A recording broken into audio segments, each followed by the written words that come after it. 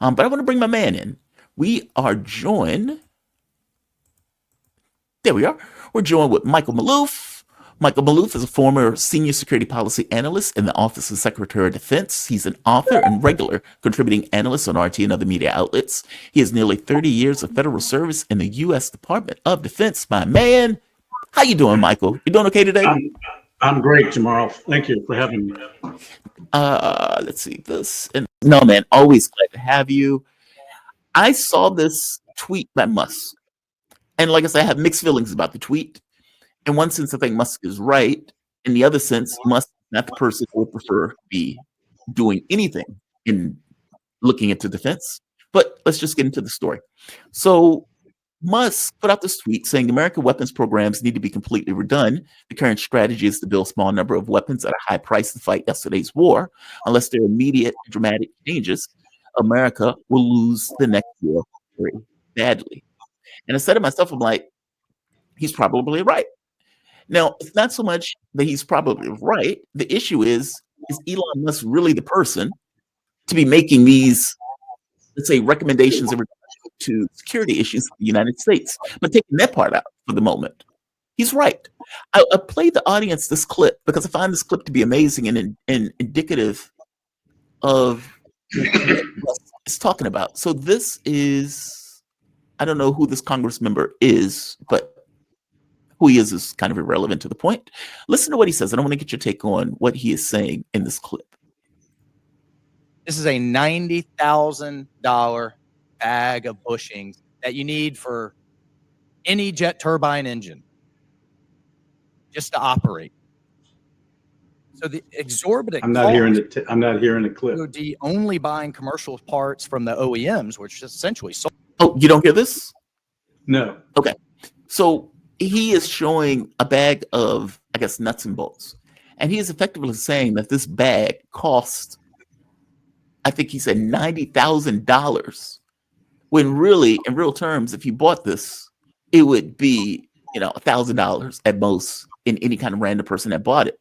And his point is, we're spending all of this money and we don't know what we're effectively spending this money on. I guess for me, this leads into what Musk is saying, like, we're fighting yesterday's war, and not just fighting yesterday's war. We have no idea what we are spending this money on in regards to waste, fraud, and abuse. Give me your take on this. Is Musk right on this? Well, there's two elements here. One is the ungodly expense for a similar item that you can buy over the counter. But oftentimes these items, depending upon what they are, have to be specially designed, and they are of limited quantity. So, and they have to be of a certain quality, and that's why that drives up the price, like the bathrooms in a particular type of airplane, for example. The proverbial toilet seat that we used to hear about all the time. And however, I think there's something else going on here, and that is we're basically funding items for our previous wars.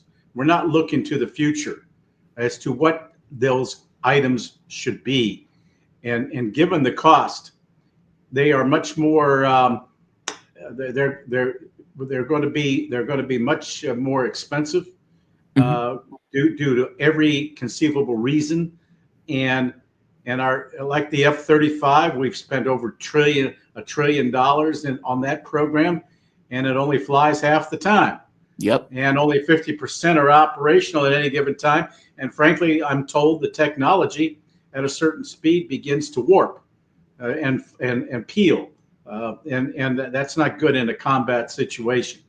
And the F-35 has never really been subjected to extended combat, except for brief flyovers to bomb an item, and then they disappear. But if they had to engage and at a consistent high speed for an extended period of time, they would not make it. And that's why you have the breakdowns, and the costs for replacement components are astronomical. Plus, we've also been downsizing our military. We haven't really built it up according to what Trump has in mind, like a peace through strength. We are expending whatever we've had, and It's been so expensive for so long, and again, we're buying things for yesterday's wars, and we need to be projecting in the future as to what those are going to be, and that's really out of the realm of Musk's expertise. I don't know. He did come up with SpaceX, and he does things like that, but he can always hire the experts, and we're not seeing those. We're not seeing the private sector ideas and technologies being incorporated in a timely fashion into our own defense structure. There have been efforts in the past to link those two, but so far it really hasn't worked out all that much. I know DARPA is involved, but DARPA is one of these deep R&D centers for the Defense Department that you never see the production of it. And the costs are horrendous. They are looking in the future, but there needs to be more of a synergy between the private sector technology base with the Defense Department, and it's difficult to get that integration going to project into the future, because we're always again dealing with yesterday's wars and hardware, and that needs to change. But there's something else associated with this too, though, right? I mean, we spend nearly $1 trillion a year. We can't get an audit in real terms. And if you are, let's say, a company, what you care about is your bottom line, right? I want to maximize my profit. I want to make as much money as possible. And if the federal government is going to give me $90,000 for a bag of nuts and bolts, then I'm going to take the $90,000 that the federal government is going to give me for the nuts and bolts. Meaning we're ignoring this kind of capitalistic incentive of maximizing profit at the expense of, let's say, defense issues. And so we have no idea how much of that money gives us, let's say, a return on the investment for that money. We use the $1 trillion almost as if a military show. It would be like you have certain countries that will show their military hardware. Us showing the $1 trillion that we spend is effectively us showing off military hardware without showing off military hardware. I guess for Americans, though, we don't necessarily know that we're getting a return on the investment for the money that we're investing. I guess that's my issue with this. That's why I'm saying Musk has a point. But it's like, is Musk the guy to do it or to deliver it? How would we change that? Like, how would we get some level of clarity and transparency on the money that is being spent and whether or not it's worth the return on investment that we're getting for the money that's being spent? You're right in the sense that the Defense Department has failed, 7 or 8 audits so far. That's probably going to change, and now Donald Trump wants his group to go in there and really find out where the waste, fraud, and abuse might be, and that really involves cost overruns. The problem, like taking it again, the example of the F-35, over time it took so long to develop because new requirements, technology requirements, were always placed on it, that the price of per unit went astronomically, and even then, every time you add a new technology, that's just one more thing that's going to go bad, and that requires parts, components, and fine tuning. And technology is sensitive, so it's a very difficult thing to try and project like that a weapons system and actually make it work. And we're not seeing that happen in any efficient manner. And so consequently, I'd like to see someone, maybe he can get a group of whiz kids together that can try and project, because he does have a background with SpaceX. Yeah. Maybe that's what we need to do. We need to have a brain trust that can project weapons programs for each service and what's going to be required. Something that's gee whiz, and they can be working on the development of that and not involved a lot of cost overruns. But part of the cost overruns are just the way they do the procurement process. Every state and every district, congressional district in the the United States has some component of some defense contract in order to ensure that these programs get funded. And these may be programs that are obsolete, like the A-10. They've been trying to ditch the A-10 because other aircraft and other technologies have superseded its usefulness, although during its time, during the Iraqi war, it was very effective in knocking out tanks. Well, you're not going to always be knocking out tanks. You're going to be hitting things from afar. And that type of aircraft, given its slowness, is not going to be what works. So that's basically obsolete, but yet the Air Force and some congressional members where the A-10 components are manufactured insist upon maintaining those production lines. So how do you get a handle on something like that? And it's going to take some brain trust to come up with a solution to deal with that reality. And so far, given the budgets, given the timeliness that and requirements, given the projections, given the threats, you got all these elements bombarding decision making, the decision making process. And how do you pull it all together to come up with a solution? So you're saying part of the problem is that each congressional district has, let's say, elements of the military built into it, and that each congressional district is not necessarily want to give up something that is being built in their district because it's to their best interest, right? Like if this company goes out of business because we no longer need this particular product in the military, okay, but those people who lose jobs and the fact that they lose those jobs may have a political impact on a Congress member that allowed that, let's say, device, that element, even if that element wasn't necessarily used or wanted by the U.S. military, to stop production. Well, that's precisely what I'm saying. And you take the F-35 once again. I think components for it come from like over 40 U.S. states. I mean, it's unbelievable. Oh, wow. And none of those states or none of those districts are going to want that stuff to go anywhere. That's correct. In which case, that's we correct. continue with boondoggles that don't necessarily you continue to get a funding on an aircraft that already the Air Force has come up with designs for a sixth generation. Now, what's that going to incorporate? Here again, you got to have someone who can project what warfare will be like in the future. You see the F-35 as an example was all supposed to be all stealth. Now there's some talk whether the sixth generation even needs to be all stealth, since we now have long-range missiles that can be used in attacks. And so you can shoot from miles and miles and miles away if you can positively identify the aircraft. But that incorporates the need for the technology to positively identify the targets.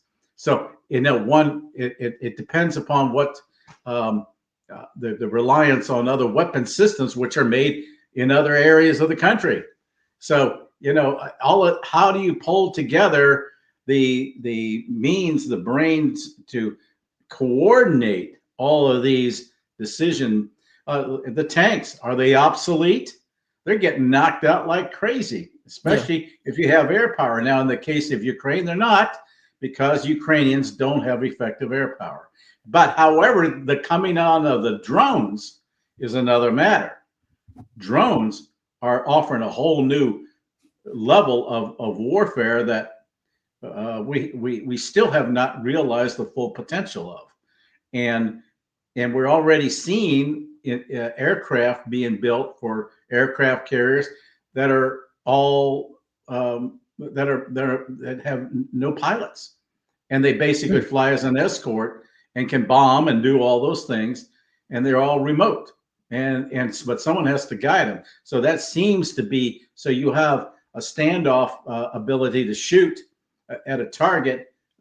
There has to be a human of some kind, but that requires a technology level that is unbelievable. Then we have a technology that we're still trying to work. You'll recall when we threatened the then Soviet Union with SDI, Strategic Defense Initiative, in which weapons would be used, be put into outer space and used and activated to take out ballistic missiles. Well, at that time, it was all a bluff.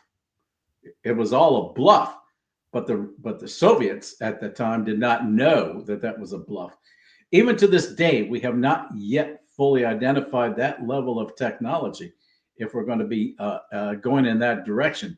So you may see warfare in space in the future, and that seems to be why the Space Force was developed. So, but who undertakes and manages the programs to build the technology base and to go in that direction? And is that going to be the warfare of the future? These are very strategic questions that you need a brain trust to project these kinds of things and be able to figure out what will be what will be necessary to fight a war in the future. When I was at the Defense Department, it used to be we have to be able to fight a two-front war at the same time. Today, we can't even fight one unless you're going to go nuclear. That's a different matter. But conventionally, it's not possible. And certainly all the countries of NATO combined cannot equal what the Russians have acquired and now have at their disposal today, including especially in ground warfare. And if we were to mobilize to prepare for NATO to fight Russia, it would take weeks and weeks and weeks. By then, Russians will have already pulverized every European city with hypersonics. It's not like we did in Iraq in 2000 in 1999 when it took us 6 months to mobilize to go to the desert. 6 months. Can't do that anymore if you're going to be operating. So those are warfares of the past, but we're still fighting those types of warfares. That's what my point is. Yeah. We need a brain trust that can project what's going to go on in the future. And the Defense Department has not done that. So if you're going to look at national security policy versus foreign policy, where you look at geostrategic, geopolitical relations on the one hand, but how do you defend your interests in the future? That's why you're beginning to see Trump, and I think this is intriguing, but no one's talked about it. In my mind, Trump is basically acknowledging today that we are indeed evolving into a multipolar world order. That's why you see him looking more closer to home rather than developing those spheres of influence that pertain to the United States security, rather than having us go traipse all over the world for questionable issues of what's in our strategic interest. It's what can we defend for ourselves, our own homeland, when we feel threatened? Where's the threat? That's why Ukraine never really emerged as a threat to us. But when you want to push an ideology like the neocons have done, then you want your military everywhere. That's why we have 800 bases. I project that in the coming months and maybe years under Trump, we're going to see a drawdown of a lot of the U.S. bases that are sprawled all over Europe and even into Asia.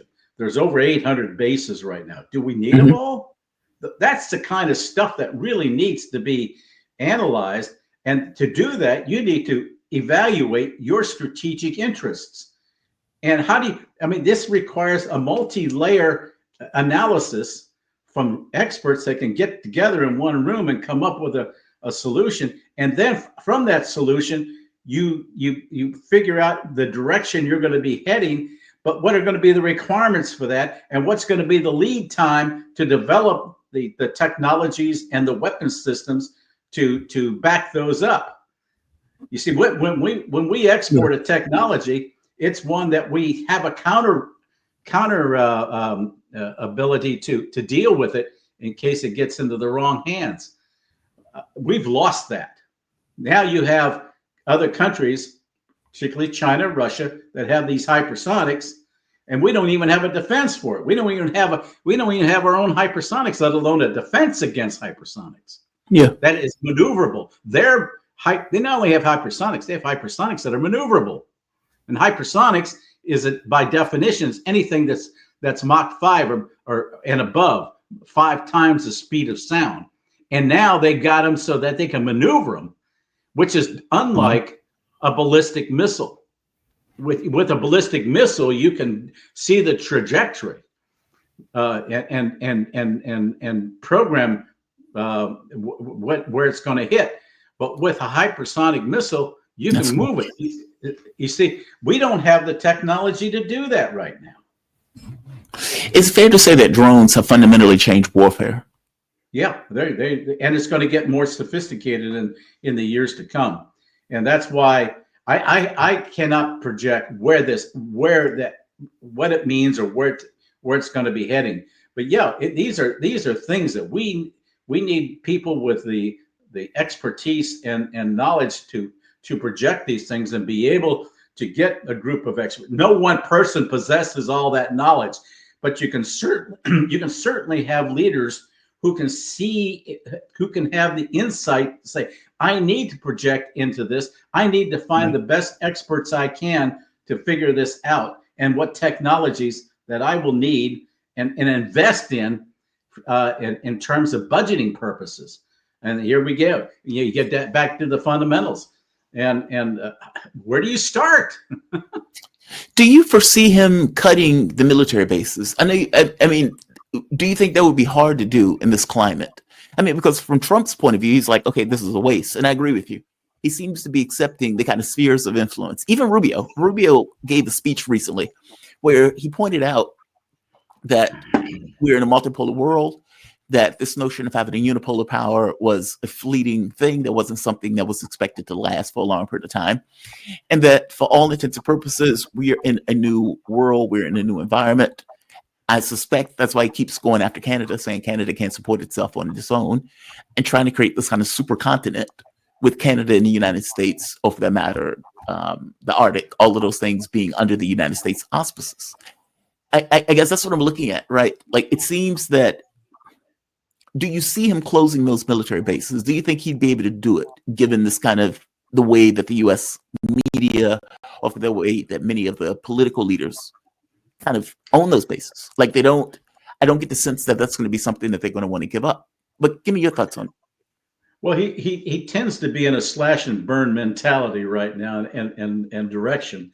I think you're going to see a dramatic change in the months and years to come in the composition of NATO and the support for NATO. And in fact, there's some question in my mind whether it will even survive, because I think they're going to break up ultimately into regional defense alliances.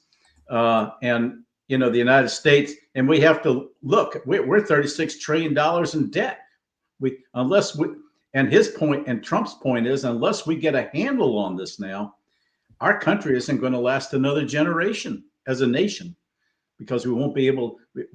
And this is basically also how other empires rose and then fell, and we're on that trajectory right now, and that's why getting a grip on the debt is so imperative at this juncture, because how do you recover from that? And what's incredible is that just the mere examination of where we can begin to cut and slash in these various programs, all you have are the Democrats coming up yelling and screaming about their sacred cows being attacked, and nobody, I mean, among the Democrats is saying, we really need to protect. We really need to look and cut the budget, here's how we can work to streamline the process. You're not hearing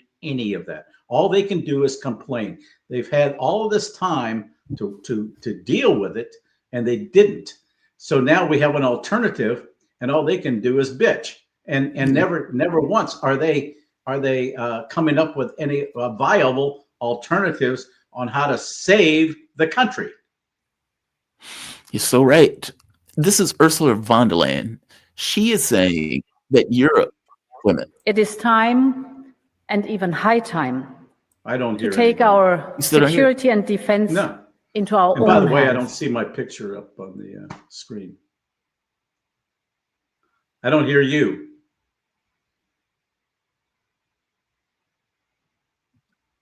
One second. Okay, so she's saying it is high time. And by the way, you're there. I promise you, you're there. The audience can see Okay. you and everything else. I'm not sure what's going on with the volume of the sound, but I promise you, you're there. She Okay. is saying that Europe, it's time that Europe takes its own security into its own hands. Now, this is Okay. coming after Trump effectively pulling out of US aid. And on top of pulling out of US aid, it seems to be very clear that he is positioning Europe that he wants to get out of this war. In fact, you have Mike Waltz, who is apparently going over to Europe.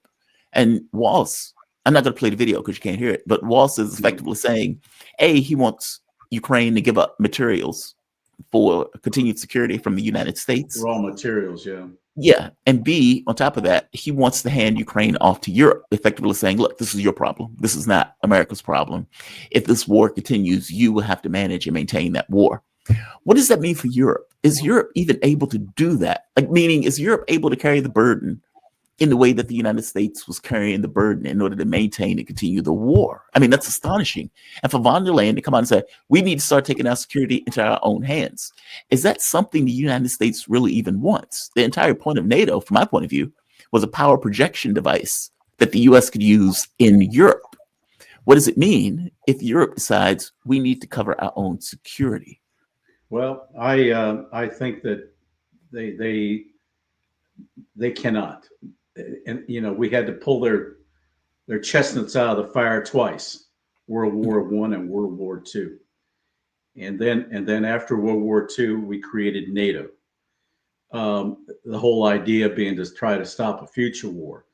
Then we had the Bosnia War, and the United States didn't get into it. And all the NATO countries were wringing their hands trying to figure out how to deal with the Bosnian crisis.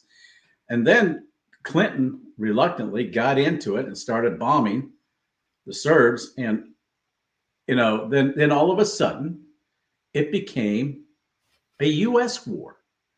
What happened to those other NATO countries who were supposed to be involved? And then it becomes our problem.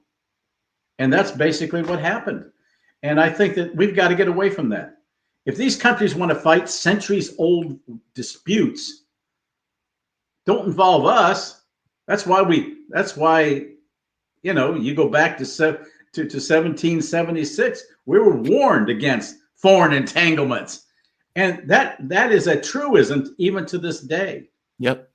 Yeah, and we see the problems that are occurring. That's why you had like Victoria Nuland, who was originally from Tsarist Russia, which today is Ukraine. She was leading the charge to go into Ukraine. I mean, are we fighting? And she what did she want her family farm back? Is that why? And she's using U.S. auspices to do that. I mean, what's the point? What was the national security threat? We didn't see any evidence. If we saw evidence, and that's the key, evidence of Russia wanting to move into Europe and things like that, that would have been different. But we haven't seen that. They haven't even gone to the Dnieper River, although that may be ultimately where they wind up. Because Putin doesn't want Western Ukraine.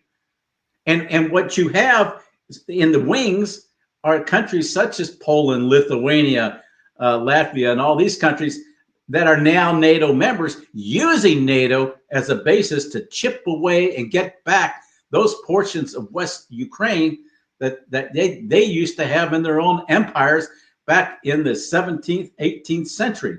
Come on, I mean, how long is this going on? Poland definitely wants Galicia back, and it has Polish-speaking people there, just like Eastern Ukraine had Russian-speaking. Right. And that's why you're seeing basically Ukraine now beginning to unravel as a cohesive entity. And it's going to go on in the months and years to come. And if we pull out, I think we need to, from a strategic standpoint, we just need to let the Europeans stew in their own juices. If that's what they want to do. and if they want to go ahead and create their own defense force, that will, and that talk has been going on for years. Yep. And you've had Macron and the French saying, well, we want to be in charge of it. Well, go ahead, be our guest. Just don't involve us in it, you know, because as it is, we're paying their bills. Well, that's the rub.